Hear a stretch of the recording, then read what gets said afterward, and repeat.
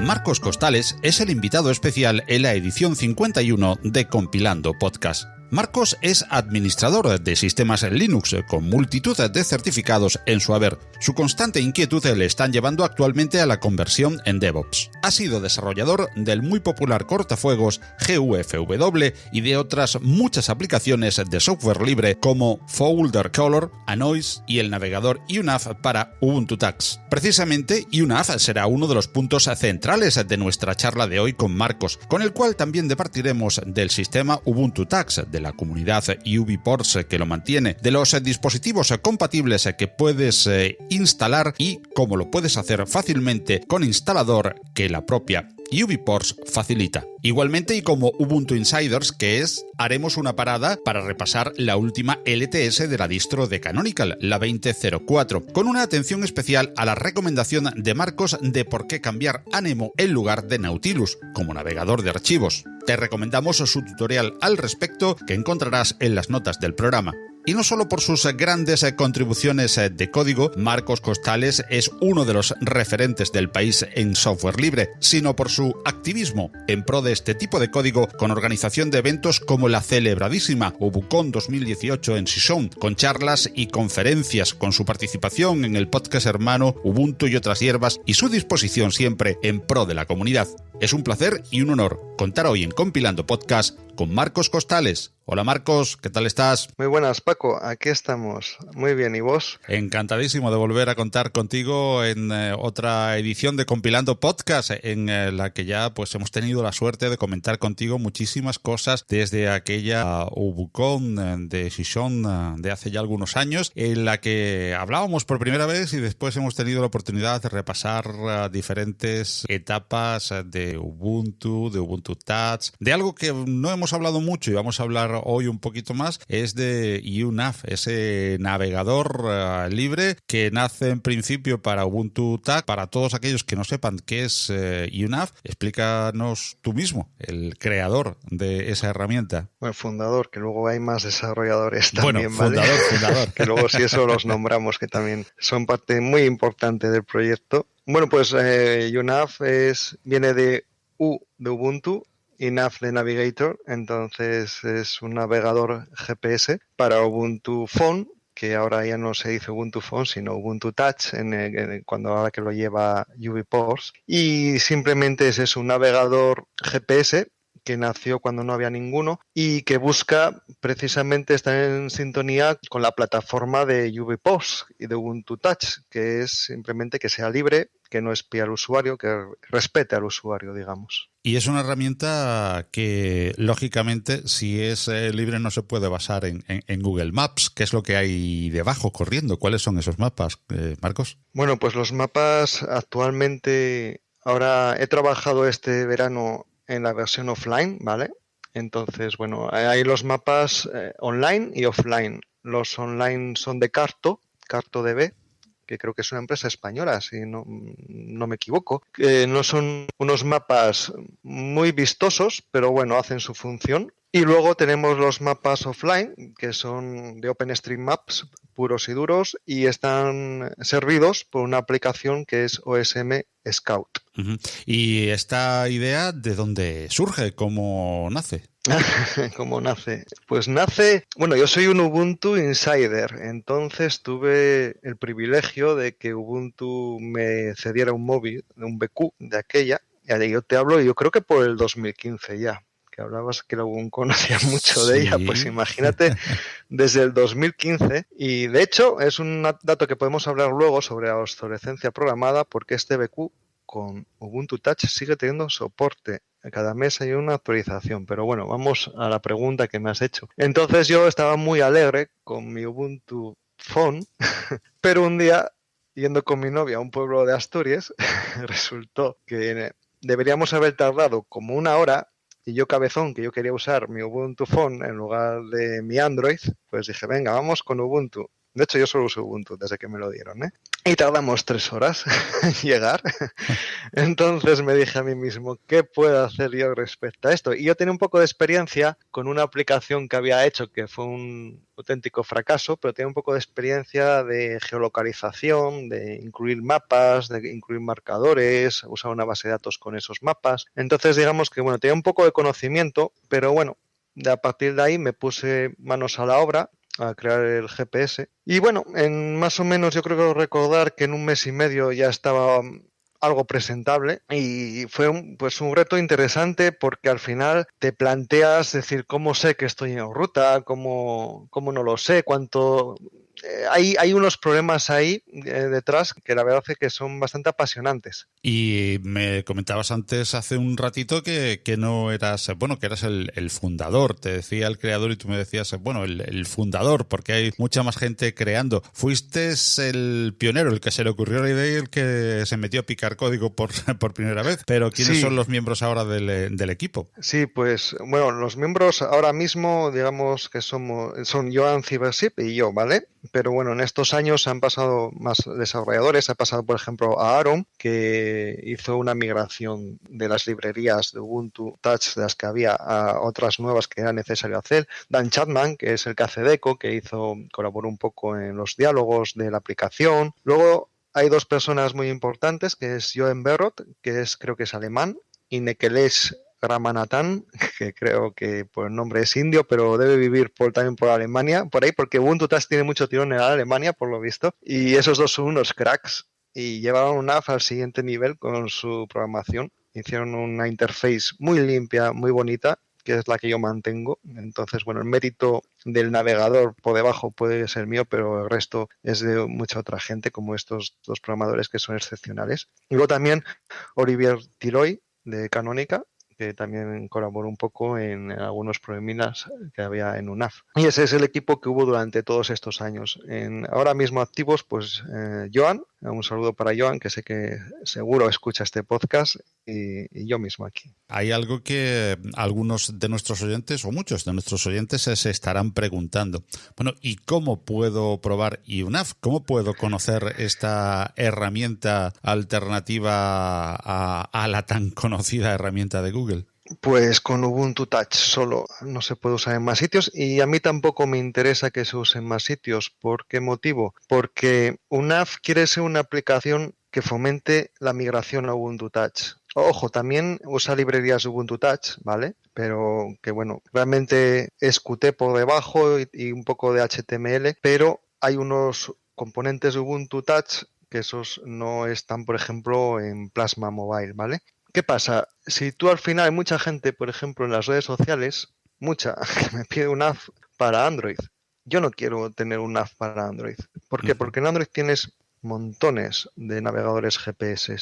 Entonces, si vas a tener una app, es algo así como decir, en Windows, si necesito GIMP o necesito Inkscape, puedo usarlo. Entonces no tengo esa necesidad de usar Linux. ¿Por qué? Porque ya me lo dan. Entonces yo lo que pretendo es que una app sea uno de los motivos pues para migrar a Ubuntu Touch, que no debería de ser único. Hay aplicaciones buenísimas como para, por ejemplo, el podcast, Podbean, es buenísimo, o Deco para leer el correo electrónico. Son muy buenas. Visualmente excepcionales, todo software libre y que no es condenada como Google, que cuando usas Google Maps te pregunta, ¿has estado aquí? ¿O qué te ha parecido el restaurante en el que has estado antes? Entonces, el que quiera usar un navegador totalmente libre en un sistema operativo móvil totalmente libre tiene esa posibilidad. Yo lo que quise con UNAF no es generar un navegador para todas las plataformas que sea 100% libre. Creo que ya incluso existe alguno como OSMAN en Android y alguno más así. No sé si hay... Horusmap creo que también es libre, si no me equivoco. Pero lo que pretendo es eso, que exista una alternativa y que sea una alternativa libre y con privacidad para el usuario en Ubuntu Touch, porque cuando yo me puse con esto no había nada. Había Gear Maps de Nokia, pero era una web y no funcionaba muy allá. Entonces, eso, que por lo menos la persona que quiera migrar a Ubuntu Touch no eche en falta un navegador GPS. Sé que va a echar en falta muchas otras aplicaciones, igual, como WhatsApp, por ejemplo.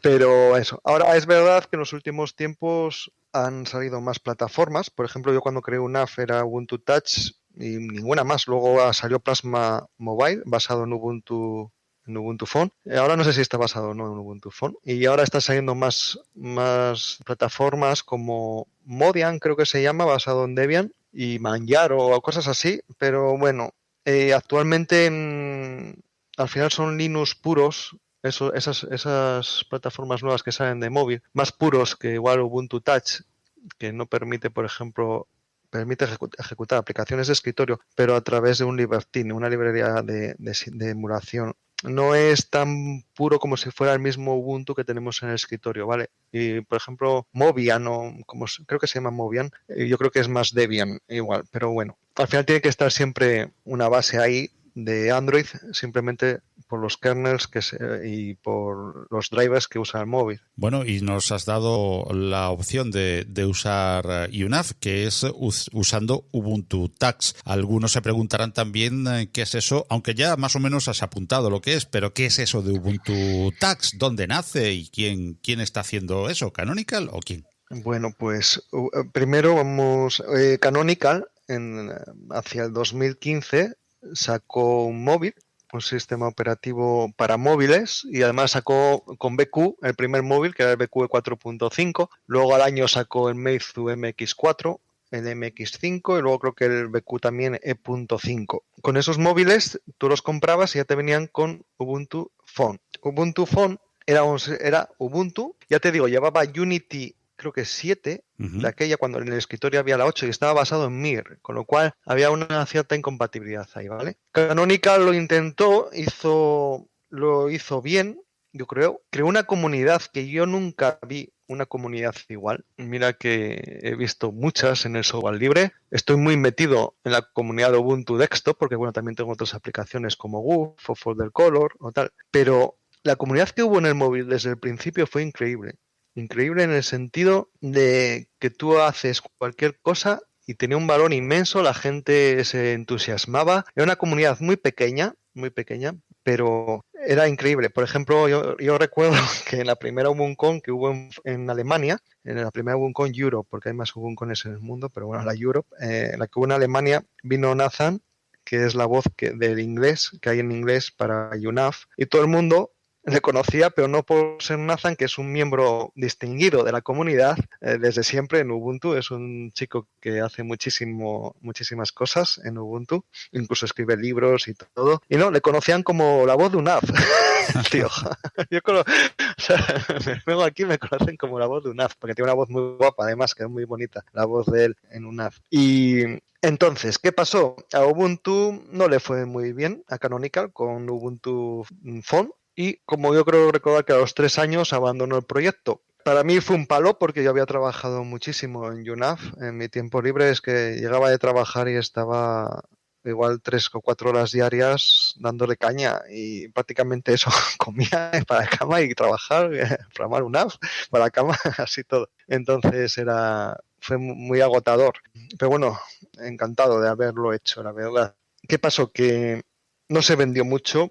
Ubuntu Phone tuvo la condena que tienen todos los móviles, todas las plataformas hoy en día. Incluso podemos hablar de Windows Phone, que Windows Phone no hizo nada contra Android e iOS. Entonces, ¿qué va a hacer Ubuntu Touch? Ubuntu Phone, pues hizo lo que pudo. Creó una plataforma. Yo creo que el primer móvil 100% libre, porque Android no es libre, ¿vale? Android tiene un kernel de Linux para arrancar y luego ya levanta una librería de Java y luego levanta todos los servicios de Google. Entonces, bueno, puedes tirar igual a otras versiones de Android, de Linux OS, pero bueno. Pero un Android puro así como tal, un iOS puro, no son libres. Ubuntu Touch sí trajo ese aire fresco de un dispositivo libre y fue algo novedoso, pero claro, si tú al final no tienes WhatsApp, si no tienes Instagram, si no tienes incluso una aplicación de YouTube, así digamos nativa y hecha por Google, al final pues claro, tienes ahí una cadencia de necesidad, pues eso,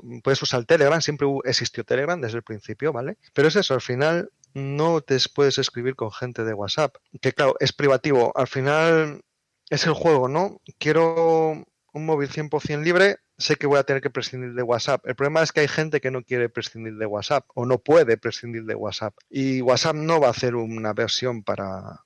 WhatsApp pues es igual que Adobe en el escritorio, que no va a hacer versiones para Linux porque no le da la gana. Va a hacerlo para ARM, para el nuevo procesador de Apple, pero bueno, que es otra arquitectura, pero para Linux no puede hacer Adobe Premiere ni Photoshop ni nada, ¿no? Pues algo parecido. WhatsApp no va a querer hacer nunca nada así, a no ser que tengas millones de usuarios. Y claro, esa pescadilla que se mueve la cola. Si no tienes usuarios, no tienes desarrolladores, y si no tienes desarrolladores, no tienes usuarios, y al final es lo que te digo, una pescadilla que se mueve la cola. Pero ¿qué pasó? Antes de morir el proyecto de Ubuntu Phone, se creó UBPOS. UBPOS era principalmente un chico que creaba ports de Ubuntu Phone a otros móviles. Es decir, Canonical sacó BQ 4.5, Marius Rispa se llama el chico, sacaba, por ejemplo, al MX4, pero ¿qué pasa? Él quería que él era capaz de portar Ubuntu Phone a otros móviles, por ejemplo, pues a un Xiaomi Note 7, no te sé decir, cualquiera, ¿vale? Hay una lista de móviles soportados. Entonces él estaba haciendo su pequeño trabajo ahí y cuando Canonical anunció que abandonaba el proyecto, él ahí con un par salió y dijo, vamos VPOS a tirar para adelante con el móvil, con el sistema operativo de Ubuntu Phone, que en ese momento, cuando lo cogió VPOS escrito, ¿vale? Se empezó a llamar Ubuntu Touch. ¿Por qué? Porque también funciona en una tablet, por ejemplo, entonces no se quiere, incluso funciona en ordenadores, pero no se quiere entonces relacionar solo como Ubuntu Phone, se quiere relacionar como Ubuntu Touch, de que sea táctil, ¿vale? Y a partir de ahí, te hablo, yo creo que igual 2 años y medio, 3, empezó más gente a colaborar con UBPOS. Sorprendentemente, están sacando actualizaciones OTA cada mes de todos los dispositivos que tienen. Y eso es increíble. Por lo que te comentaba antes, tú tienes un BQ 4.5 en el que Android te da un soporte de 2 años. Un soporte significa actualizaciones. Y bueno, todo el mundo usa móviles más allá de 2 años. No lo tiras porque haya perdido las actualizaciones, ¿no? El problema que hay ahí es que un móvil que no tiene actualizaciones es como un PC que no tiene actualizaciones. Tienes vulnerabilidades que salen nuevas y que no se van a parchear. Y eso es un peligro. Entonces, tener un móvil sin actualizaciones es un peligro. La obsolescencia programada, por lo tanto, es una de las que combate UBPOS con Ubuntu Touch. Exacto, sí, sí. Y yo, de hecho, todavía tengo mi BQ 4.5 y va muy bien, muy rápido. Y entonces UBPOS, luego, hace un año así, creó una fundación, que es la Fundación UBPOS, para garantizar el proyecto. Y la verdad es que a mí me tiene sorprendido que sigan sacando las actualizaciones en las que se mejoran muchas cosas. No son actualizaciones solo de seguridad, sino que siguen mejorando con nuevos gestos, nuevas formas de manejar el sistema operativo. Migran, por ejemplo, migraron el render de HTML, lo migraron a Chromium para que fuera más independiente y fue, están haciendo un trabajo, ya te digo, increíble. Yo no estoy metido en esa organización o fundación. Yo hago UNAF, conozco a todos, somos todos amigos, pero bueno, yo no estoy dentro de cómo se rige ello, ¿vale? Y la verdad es que, bueno, chapó a todo el trabajo que hacen. Y quien quiera probar en un móvil Ubuntu Touch para saber de lo que estamos hablando, ¿cómo lo puede hacer, Marcos? Pues lo más fácil es entrar en vports.com, vpors.com. Lo dejaremos en las notas del programa, en cualquier caso. Vale, genial, perfecto. Entonces ahí te aparece una página web y en el menú de arriba, estoy ahora mismo viéndolo, ¿vale? Espero que no cambie a futuro. Te aparece una entrada que es Device y te pone Supported Device. Y ahí tienes una lista de todos los dispositivos en los que puedes instalar Ubuntu Touch. Que por ejemplo van desde el Voya, que es un móvil que mira mucho por la privacidad, el OnePlus One, Xiaomi Redmi 7, mira, lo decía por decir, resulta que es uno de ellos. En Nexus, los Nexus 4, 5 y un montón de...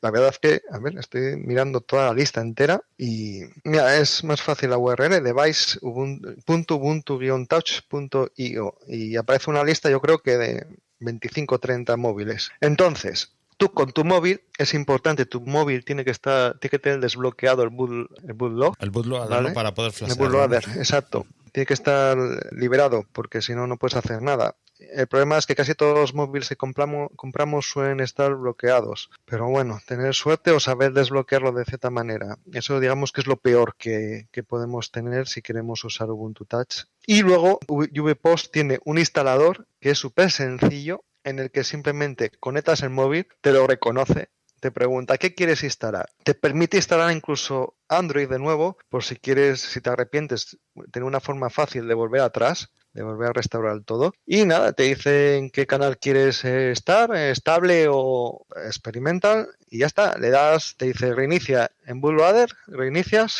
y ya tienes, bueno, en un cacho de tiempo te lo descarga y así de fácil instala Ubuntu Touch en tu móvil. Tiene que estar soportado, ¿vale? Y ya cuando lo hace la comunidad, porque hay usuarios que, por ejemplo, yo que sé, hay un usuario que tiene Nexus 7 y se pone a trabajar en el Nexus 7.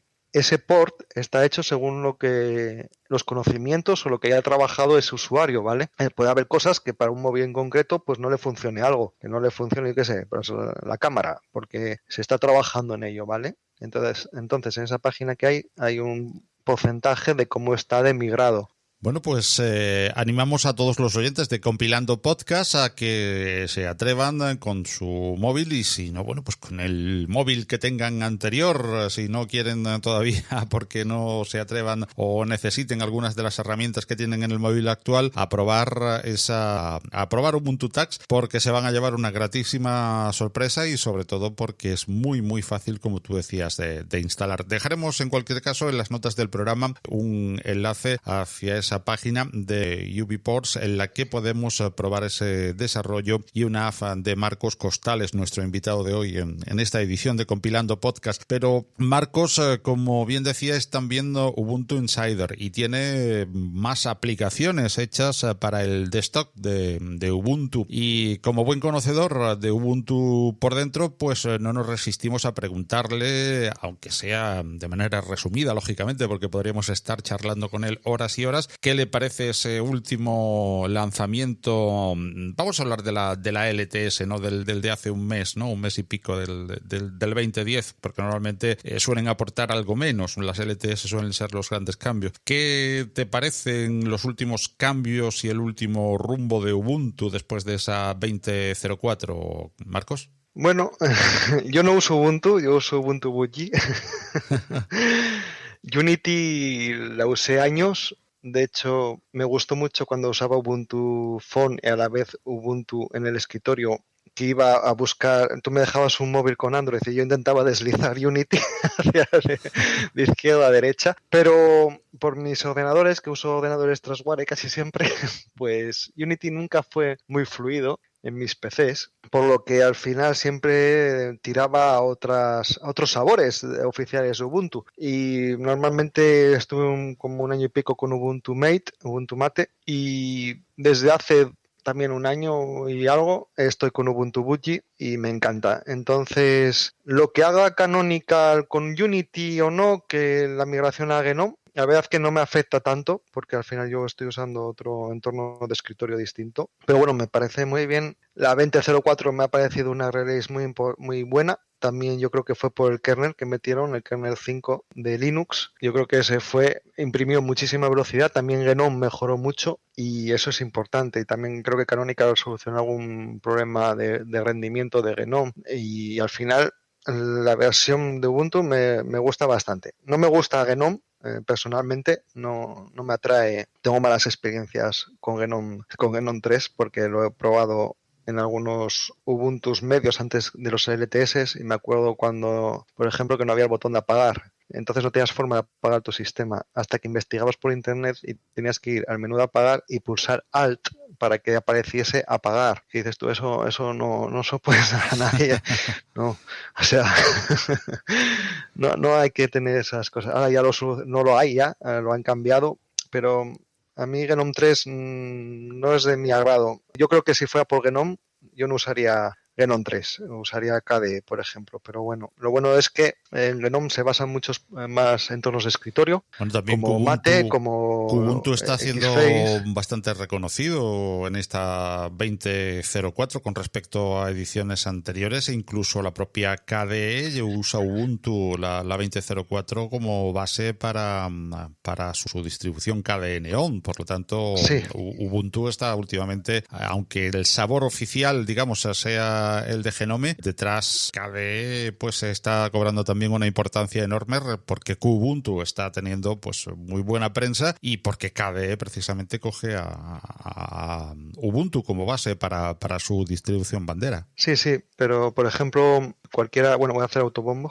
cualquiera que busque en YouTube mejora Ubuntu 20.04 en 5 minutos y que ponga costales también para ir al vídeo mío. Por ejemplo, usar Nautilus en Ubuntu 20.04 es una pesadilla para mí. Ojo, para mí. ¿Por qué? Porque, por ejemplo, no tienes... lo que ves en el escritorio es una extensión de GNOME, porque GNOME decidió que Nautilus no gestione el escritorio. Entonces, en ese vídeo vas a ver un montón de cosas que no puedes hacer, como arrastrar, como hacer atajos de teclado como delete para borrar un fichero, cosas así, o F2 para renombrarlo, cosas así. Dices tú, eso no es de recibo en un sistema operativo de última generación, encima en un sistema operativo del que presumimos que es el mejor. Entonces, bueno, afortunadamente en Linux siempre podemos ahí investigar en las tripas del sistema y mejorarlo. Pero bueno, yo si fuera Ubuntu metería Nemo. Pero bueno, al final, claro, Ubuntu está metiendo GNOME puro, lo más puro posible, y le mete un dock a algún lado para que parezca Unity y dar una identidad de marca, ¿no? Que es Unity al final. Tú ves Unity y sabes que es Ubuntu. Pero bueno, yo ya te digo, si no fuera por BootG o por Mate o por Xface, yo usaría KDE, sin dudarlo. Que de hecho fue el primer sabor con el que comencé allá por el año, no sé, 95 por ahí. Y como Ubuntu Insider nos has dicho una cosa que quitarías o que sustituirías Nemo por Nautilus. Y yo No, al revés, Nautilus por Nemo. Perdón, bueno, sí, que quitarías Nautilus y dejarías Nemo, ¿no? Eso es, correcto. Pero te quiero, para terminar de hablar, digamos, directamente del tema Ubuntu, de la distribución de Canonical y de esta última LTS de la 20.04, me gustaría que como Ubuntu Insider y como realizador de algunas aplicaciones tan conocidas como ese cortafuegos que hiciste y que hoy es casi un estándar, pues me gustaría que nos dijeses un par de cositas más, porque antes la pregunta iba a ser 3 cosas que quitarías de Ubuntu, ya has dicho una. Que te haría pues, todo, fuera todo, menos el logo. Pues ya, ¿qué 2 cositas que quitarías más? Que si te dijeran, puedes quitar 3, ¿vale? Ya una has dicho. Nautilus, bueno, no, sustituirlo por Nemo, ¿no? Que dejásemos Nemo y quitásemos Nautilus. ¿Y qué otras 2 cositas? Que no fuese Genome, claro, porque eso lo podemos hacer cogiendo cualquier otro sabor. No, la verdad que en el trabajo de Canonical está muy bien. O sea, yo no quitaría nada. Quitaría el navegador de ficheros de Nautilus. Por eso, porque no maneja el escritorio. Lo demás lo veo muy correcto porque al final las distribuciones realmente son casi todas iguales.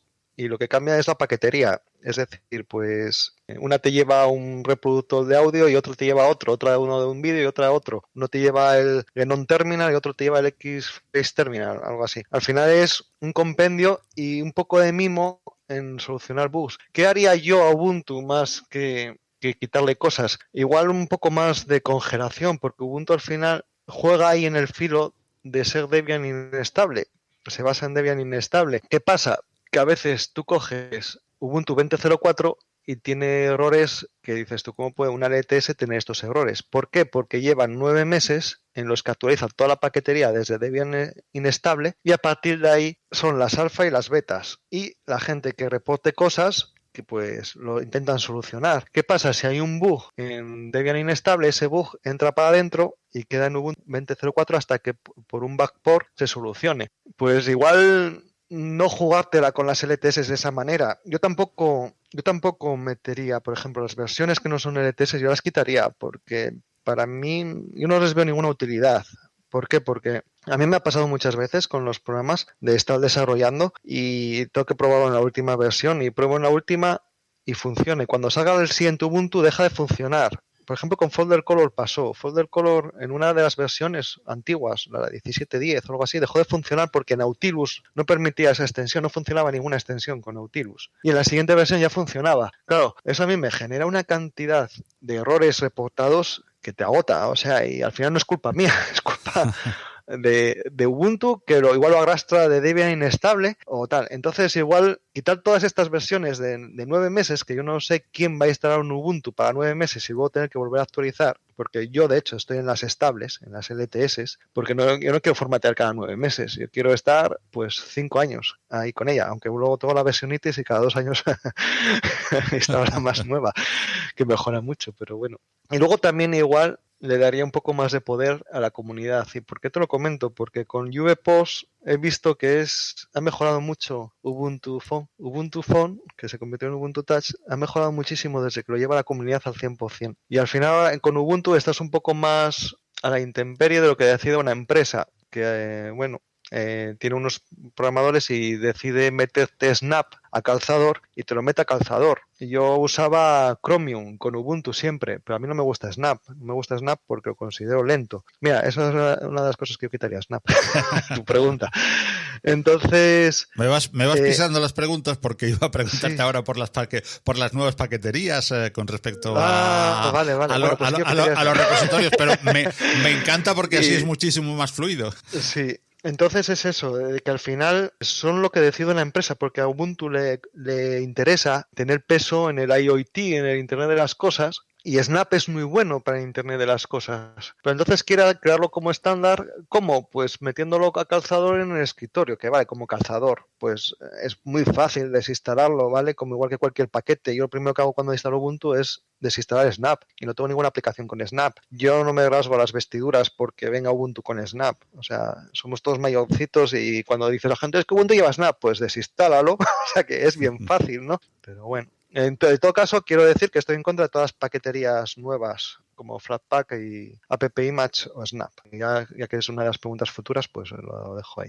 No, pues ya está, ya la has respondido. Tú eres de los que le gusta, bueno, como a mí, tengo que confesarlo también, pues tirar de repositorio y ya está. Y de algún PPA, aunque no sea tan recomendable, pero bueno. Sí, no, pero bueno, yo por lo que no me gustan, primero es porque la paquetería dev de Debian primero para mí es la mejor, funciona muy bien, está muy bien todo, pero en los snaps, en los Flatpak, en los AppImage, al final te bajas una aplicación que puede ser pequeña y te ocupa 100 megas o más, ¿vale? Y eso a mí no me parece lógico porque al final vas a tener un montón ahí de espacio ocupado cuando realmente un dev igual es 1 mega. Luego también en Snap es cierto que la primera vez tardo un poco más en arrancar, sobre todo en mi hardware, ¿vale? Ya te digo que mi hardware no es el mejor ejemplo, pero bueno, a mí me desespera eso. Yo no quiero darle a un icono y que tarde 3 segundos en arrancar, aunque luego los siguientes arranques en la misma sesión sean rápidos, pero yo no quiero eso. Y luego yo creo que es una guerra de formatos que yo no sé quién la ha pedido, porque yo creo que todos estábamos contentos con los dev, ¿no? Pero bueno. Bueno, pues se podían haber traído de camino Pacman para acá, pero eso va a ser que no. Yo estoy muy a gusto con APT, ¿eh? Yo trabajo con APT con RPM, porque bueno, trabajo con Red Hat, con CentOS, con Debian, con Ubuntu y me gusta mucho más APT, ¿eh? Tengo más cariño. No sé si es porque con el que trabajé casi toda mi vida, pero bueno. Entonces es eso. Ojo, también es cierto que Snap, voy a hablar de Snap porque es el que mejor conozco, ¿vale? Los demás no los conozco mucho. En todo caso, yo recomendaría a la gente que le interese esto de las paqueterías nuevas y tal, que escucha Batareao, que tiene unos artículos o tiene también podcasts muy interesantes sobre las paqueterías nuevas. Pero es cierto también que Snap para los servidores me encanta. ¿Y por qué? Porque tú en un solo comando puedes instalar un Nextcloud o puedes instalar un Rocket Chat con un comando y se te actualiza solo. Y eso es una pasada, ¿vale? Porque si te puedes instalar Rocket Chat a mano, te vuelves loco, porque es una pila de comandos, tienes que hacer la base de datos, no sé qué tal, y al final te vuelves loco. Y con Snap haces un comando y ya tienes tu servidor de chat, que es como Slack, funcionando. Ahí sí que compensa. ¿Por qué? Porque estos metapaquetes, no sé cómo llamarlos, al final te llevan todas las librerías que necesitan. Ya, entonces tú no tienes que preconfigurar nada. Eso sí, como necesites cambiarle algo, hacer algo extraño, como decir, yo no quiero que se use este puerto, que se use aquello, que lo deje en otro fichero, en otro directorio, entonces ahí igual no puedes o te vuelves loco. Bueno, Marcos, pues poquito a poco vamos llegando al final de esta edición de Compilando Podcast, pero aún nos quedan unos minutos. No, sigamos compilando. No dicen que se tarda mucho en compilar. También es verdad, ¿no? Pues vamos a hablar ahora un poquito de futuro. Marcos Costales seguro que está trabajando en nuevas aplicaciones, pero también nos tiene acostumbrado no solamente a trabajar pues con el código, trayéndonos buen código, sino que, bueno, ahí tenemos el ejemplo de la Ubucon de Gijón, o de Gijón, como quieran decirle, si lo quieren castellanizar, que fue una experiencia enorme para todos, que Compilando estuvo allí, además en directo, y lo pasamos en grande aquellos días. Pues creo que aparte de nuevas cositas con las que sorprendernos de código o de seguir trabajando en UNAF, que fue el principio de este podcast, pues también tienes cositas pensadas, por lo menos como proyecto, que luego, bueno, saldrán, no saldrán, pero ahí hay proyectos en mente, ¿verdad? No, yo ya quedé tan agotado de la Ubucon que ya no. No me lo creo, no me lo creo. Que quedases agotado seguro que sí, porque fue un trabajazo, pero que seguro que estás animado para más. Sí, la verdad es que al día siguiente de la Ubucon dormí como un angelito. Pero bueno, la verdad es que moló la Ubucon, fue muy gratificante, sobre todo el juntar a todo el mundo. El hacer networking es lo que nos falta ahora tanto con esto de la pandemia, que al final se hacen eventos online. Pero el evento de la Ubucon, a mí personalmente no me atraen las charlas, no me atraen lo que me atrae es conocer gente, ver a los amigos, los post-eventos de ir a una cervecería. Eso es la magia, ¿no?, de estos eventos. A tu pregunta, pues tengo un par de proyectos ahí en mente, que bueno, los tengo un poco antes de la pandemia, pero ahora ya están totalmente ahí en espera hasta que pase todo esto, porque sean presenciales. Y bueno, una serie igual, un Ubuntu Experience, o algo así, que fuera juntarnos varios miembros ubunteros y, por ejemplo, en una casa rural y pasar un fin de semana, un puente juntos. Es decir, coger lo mejor de los eventos, que es estar con gente, pues eso, pasar un tiempo juntos, ¿no? Como una camp, no sé si se llama en inglés camp, ¿no? Como campamento. Sí, algo así, ¿no?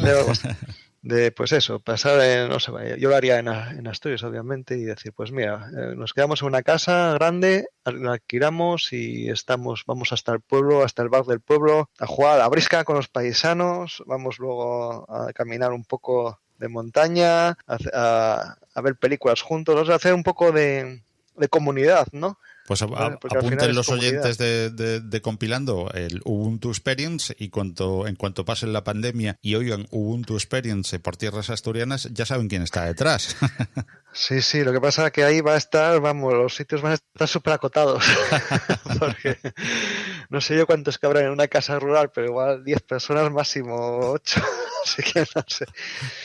Pero bueno. Y en cuanto a desarrollos, ¿algún desarrollo en mente próximamente o dedicado a seguir mejorando y a seguir poniendo a punto con nuevas versiones UNAF? Sí, ahora mismo lo que me pasa es que cuando tengo que estar ocioso, es decir, ahora ya tengo demasiados programas como para estar ocioso, en el sentido de que a veces los mejoro o me reportan bugs que los soluciono. Y cuando ya no tengo nada que hacer, que están todos al día y tal, es cuando digo, ¿qué podría hacer? Y es cuando se te ocurre algo, pero mientras tanto no, entonces no tengo en mente nada. También es cierto que eso es importante, todo el software que yo hice, lo hice para mí, ¿vale? Con esto que quiero decir, que yo lo hice ante una necesidad mía. Eso es muy bueno. ¿Por qué? Porque así no me agoto, no me canso, porque de hecho yo mejoré era un AF 2 hasta el verano y me fui de vacaciones en bici y vi que no, que esto había que mejorarlo, y llevé un Android también y llevé entre Google Maps y OSM And, dije, UNAF es peor. Entonces dije, voy a mejorar UNAF, e hice la versión 3 de UNAF en el verano. Y volví otra vez de viaje y ahí dije, ahora sí. Entonces es eso. Yo voy a mi ritmo, voy ante mis necesidades reales. Entonces a mí que había gente, oye, quiero UNAF offline. Ya, pero no sé hacerlo y me va a llevar muchísimo tiempo, entonces no era una de mis prioridades. Entonces es eso. Como yo creo en el software libre, todo lo que yo creo lo creo en software libre, y de paso se beneficia a la comunidad, a los usuarios. Pero es eso, principalmente yo creo que es importante cuando haces un proyecto no hacerlo para otros, porque al final te vas a quemar o te vas a cansar. Es que hacerlo para ti, para tus necesidades. Pues Marcos, gracias a tus necesidades tenemos un buen montón de software disponible en la comunidad de software libre, esa que tú también tanto cuidas, mimas y de la que te encargas pues también a través del podcast hermano Ubuntu y otras hierbas de reportar novedades y un buen montón de noticias alrededor no solamente del mundo Ubuntu, sino de todo el mundo del software libre. Ha sido un placer, como siempre, Marcos, el tenerte en Compilando Podcast, hablando hoy principalmente de UNAF, pero también de novedades de esta nueva Ubuntu 20.04 y en general de tu trabajo desarrollando para la comunidad del software libre. Marcos Costales, un placer como siempre y esperemos vernos pues en una Ubuntu Experience o en cualquier otro evento prontito cuando se pase este maldito bicho ya y podamos de nuevo darnos un abrazo, aparte de compartir micrófono y de compartir experiencias como siempre a través de los canales a distancia, que volvamos a tener aquella gran experiencia de la UbuCon de Sison que fue absolutamente genial. Muchísimas gracias por haber... La verdad es que esto de la pandemia fue increíble, porque yo todavía lo hablo y por ejemplo lo comento con Diogo, de decir, joder Diogo, cómo echo de menos vernos y tal. Sí. Diogo Constantino, que Diogo es portugués, es un crack, y eso, y yo sinceramente tengo mono de UbuCon, porque de hecho yo no falta ninguna en Europa, y bueno, ojo, también es importante. Bueno, tú lo viste, Paco, en las UbuCons de Ubuntu hay un peso muy grande de UBPOS, de Ubuntu Touch. Sí, efectivamente. Muchísimos usuarios de Ubuntu Touch. Y allí, además, eso puedes conocer a un montón de desarrolladores también de Ubuntu Touch. Puedes comprar merchandising, puedes llevar tu móvil si está soportado y te lo instalan para que lo pruebes. En fin, puedes ver... Sí. Y yo te digo, son unos chicos increíbles. O sea, la verdad es que en las comunidades de software libre hay gente formidable. O sea, por ejemplo, yo a ti te conocí, vamos, fue una experiencia muy buena conocerte en persona. Este verano estuve, por ejemplo, en Valencia con el Atareado y cosas así. O sea, al final es eso. Es hardware, es software, pero hay personas detrás y mola conocerlas. Es algo único, es lo que nos diferencia igual de Windows o Apple, ¿no? Efectivamente, pues con eso nos quedamos para cerrar. Me parece estupendo y espléndido, una preciosa manera de cerrar, lo que diferencia también el software libre de otras plataformas, que no solamente pues es la manera de liberar o de licenciar un código determinado, sino la comunidad, y la comunidad son personas como Marcos Costales. Muchísimas gracias, Marcos, un fortísimo abrazo, gracias por tu tiempo y a buen seguro que volveremos a encontrarnos en Compilando. Muchísimas gracias a ti, un placer estar aquí, un honor. Y ya sabes, si nos vemos en persona y hablamos de decir, ¿te acuerdas de aquella pandemia que hubo hace años? Aquella distopía, sí. Que yo creo que nadie lo cree todavía. Pero bueno, un abrazo, Paco, muy grande, y un abrazo a todos los oyentes. Ha sido un auténtico placer. Un abrazo. Y así hemos llegado al final. Todo el podcast y sus contenidos se licencian Creative Commons, al igual que la música que en él oyes y que procede de los sitios musopen.org e incompetech.com, con la producción de Kevin MacLeod. Si quieres hacernos llegar cualquier comentario o sugerencia, envíanos por favor un correo a redaccion@compilando.audio, e igualmente serán muy bienvenidas a todas tus aportaciones a través de los sitios destinados a comentarios en cada una de las plataformas que distribuyen Compilando Podcast, que son iVoox, Spotify, Google Podcast, iTunes o Apple Podcast, Spreaker, audios de YouTube o como principal canal la propia web, compilando.audio. Hasta nuestro próximo encuentro en la red. Recibid un cordial saludo de quien os habla, Paco Estrada, y recordad, usar mucho y buen software libre, ¡que lo hay! ¡Hasta luego!